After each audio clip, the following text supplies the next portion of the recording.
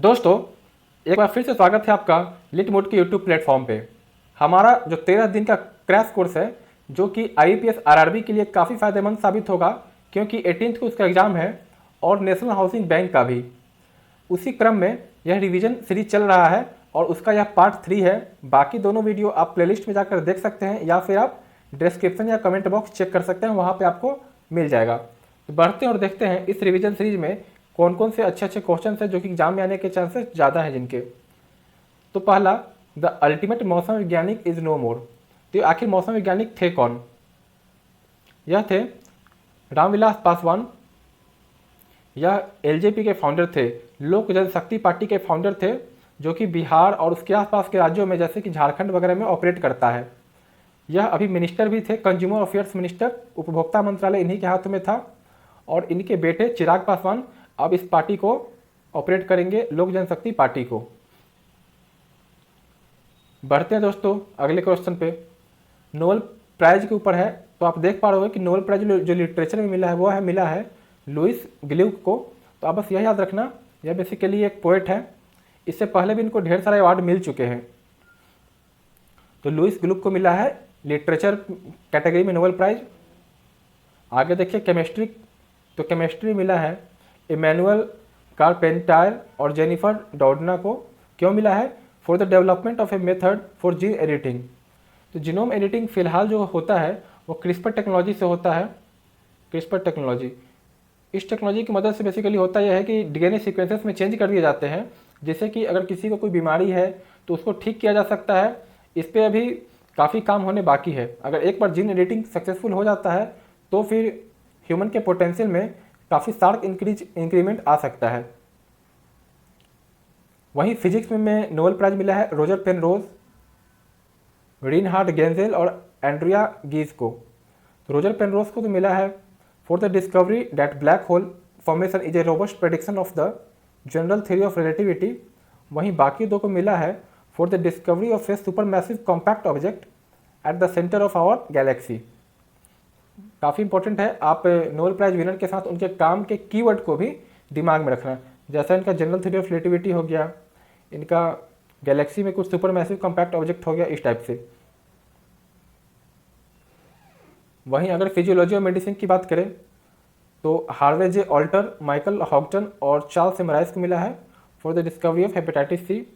वहीं Nobel peace prize world food programme को मिला है for its effort to combat hunger, क्योंकि ये एसडीजी में भी आता है। दोस्तों बढ़ते हैं अगले क्वेश्चन पे। Question number 6, which is the first bank to enable document embedding feature on SFMS. तो आपको दो बातें बताना है, एक तो एसएफएमएस होता क्या है और दूसरा किस बैंक ने किया है। तो सही जवाब है इसका ऑप्शन बी, आईडीबीआई ने इसको इनेबल किया है। और एसएफएमएस का फुल फॉर्म होता है स्ट्रक्चर्ड फिनेंशियल मैसेजिंग सोल्यूशन। यह स्विफ्ट की तरह ही होता है। SFMS allows intra bank message transfer. This also provided for transfer of file attached in a secured mode. Okay. दोस्तों आपको पता है स्विफ्ट जो होता है इंटरनेशनल लेवल पे होता है, बट SFMS जो है वो इंडिया के अंदर इंट्रा बैंक मैसेज ट्रांसफ़र है। और IDBI इसका सही आंसर। दोस्तों आपको ये बताना है क्वेश्चन नंबर 7 में, ए बुके ऑफ फ्लावर, इसको किसने लिखा है। तो इसके ऑथर है डॉक्टर कृष्णा सक्सेना, और यह पहली लेडी थी to get PhD way back in 1955 from Lucknow. Okay. वहीं अभी हाल में ही गौरी खान ने एक बुक लिखा था माई लाइफ इन डिजाइन, और करण जौहर ने भी एक बुक लिखा था। ओके। बढ़ते हैं अगले क्वेश्चन पे। Which country will launch the world first asteroid mining robot into space. World का पहला एस्टेरॉयड माइनिंग रोबोट स्पेस में भेजने वाला कंट्री है चाइना, और इसका नाम होगा Yuan Wang 1। Yuan Wang 1 will carry an optical telescope design to observe and monitor near earth asteroids. ठीक है। वहीं पे भारत भी 2025 में वीनस पे भेजेगा। So India planning to launch a space mission to Venus in 2025, जिसका नाम होगा शुक्रयान। वीनस को हिंदी में शुक्र ग्रह बोलते हैं, तो शुक्रयान इस तरह से आप याद रखना। और ये 1 इसलिए है क्योंकि पहली बार है। फिर से है what is the operating ratio of railways in financial year 19, जो कि कैग की रिपोर्ट से आया है। तो ऑपरेटिंग रेशियो क्या रहा दोस्तों? ऑपरेटिंग रेशियो क्या होता है आपको बता दूं। ऑपरेटिंग रेशियो एक तरह से इसका फॉर्मूला होता है, अगर मान ले ऑपरेटिंग रेशियो ओ आर, तो जितने भी खर्च हुए रेलवे के ऑपरेटिंग एक्सपेंसेस, उसको अगर नेट सेल्स से डिवाइड कर दे तो यह निकल के आता है। मतलब कि जैसे इसका सही आंसर है 101.77, तो मतलब 101.777 रुपये खर्च किए गए 100 रुपये कमाने के लिए। ठीक है दोस्तों, तो अब देख पा रहे हो, इससे पिछले बार 97.29 था, मतलब 100 रुपये कमाने के लिए रेलवे को 97 रुपये 29 पैसे खर्च करने पड़े थे। वहीं इस साल 100 रुपये कमाने के लिए 1 रुपया 77 पैसा ज़्यादा खर्च करना पड़ा, जो कि कहीं से भी ठीक नहीं है। Question number 10, Maharashtra became the first Indian state to ban sale of unpacked loose cigarette. तो लूज सिगरेट जो अनपैक्ड हो उस पर बैन लगा दिया गया है महाराष्ट्र के द्वारा। तो आपको ट्रू फॉल्स बताना है दोस्तों। इसका आंसर है ट्रू, यह सही खबर है। चलते हैं क्वेश्चन नंबर 11 में। इंडियन बैंक के एमडी एंड सीईओ बदल दिए गए हैं, यह कौन है?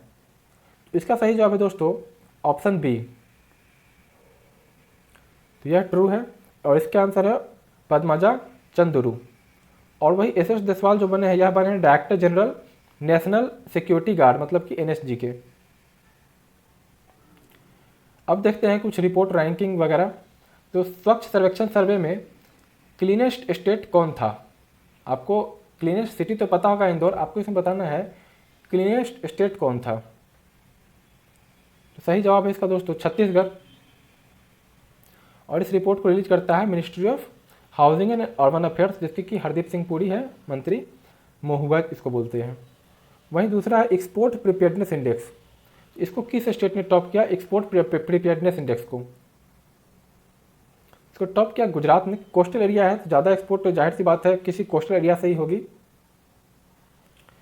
और नीति आयोग ने इसको रिलीज किया, जिसके कि सीईओ हैं अमिताभ कांत। अब है SDGE report, sustainable development report bank of, तो इसमें रैंक ऑफ इंडिया क्या है? रैंक ऑफ इंडिया दोस्तों है इसमें भारत का 117 और इसको टॉप किया है स्वीडन ने। ठीक है दोस्तों, क्या आपको मज़ा आ रहा है? आप इस रिवीजन वीडियो कार्ड में कोई भी कमेंट हो तो आप कमेंट बॉक्स में या hire@litmo.in पे बेहिचक बता सकते हैं। ठीक है दोस्तों, बढ़ते हैं अगले क्वेश्चन पे। वर्ल्ड कॉम्पिटिटिवनेस इंडेक्स, इसमें आपको बताना है कि भारत का रैंक क्या है वर्ल्ड कॉम्पिटिटिवनेस इंडेक्स में। आप सोच के जरा आप खुद सोचो, आप बताओ क्या हो सकता है इसका आंसर, क्योंकि सारा मैं ही बता रहा हूँ, आप भी कुछ सोचो।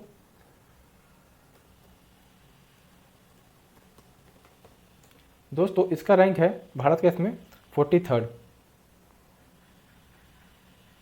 और इसको टॉप किया सिंगापुर ने। और इस रिपोर्ट को रिलीज करता है IMD, institute for management and development.